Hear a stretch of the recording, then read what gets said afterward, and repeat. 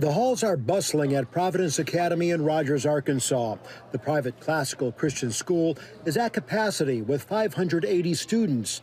71 of those students are enrolled through the state's new school voucher program. There were like a bunch of different schools to see which one would be the best fit. And then there was just like something like a sign from God, like something that like Providence just had. It had like a sign that like, whoa, this stands out above all the other places. Kira is thriving in the Christian environment, and her mom says she couldn't be happier after watching Kira struggle in public school. Public school was not a good fit for Kira. Socially, academically, she did fine. Socially, it was difficult. To hear Kira's story is it's touching. It's special. Again, to be a part of the kingdom of God and to be a part of a ministry that can invest in students in a way that impacts them potentially for the rest of their lives. School choice programs are growing nationwide. So far this year, lawmakers in 14 states have passed bills establishing school choice or expanding existing ones. 42 states introduced such bills, according to EdChoice, a nonprofit that tracks school choice policies. In fact, the proliferation of new or expanded school choice programs has advocates calling 2023 the year of universal choice. Arkansas Governor Sarah Huckabee-Sanders titled her new education policy, which includes school vouchers, the LEARNS Act. Education in Arkansas is among the very worst in the country. Now, someone might argue, are we 45th, or are we 48th, or whatever we are? Regardless, the reason is the fact is that we're in the bottom of education. Something drastic had to be done now. Here's how it works.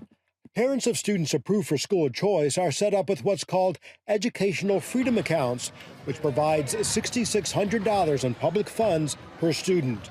94 private and parochial schools in Arkansas are taking part, with nearly 5,000 students enrolled statewide.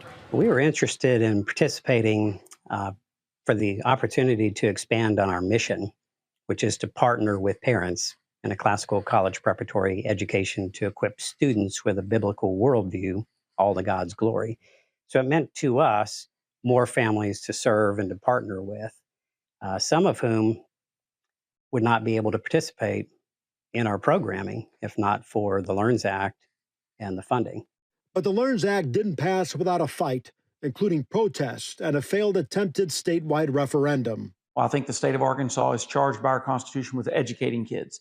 It doesn't say educate them with a public school education. It doesn't say education with any particular way. And so we take that as what is the best way to educate all kids, and it's with choice and with option. Senator Hester says the final peg of pushing school choice through the Arkansas State Legislature and implementing it with educators meant finding someone who's done it before.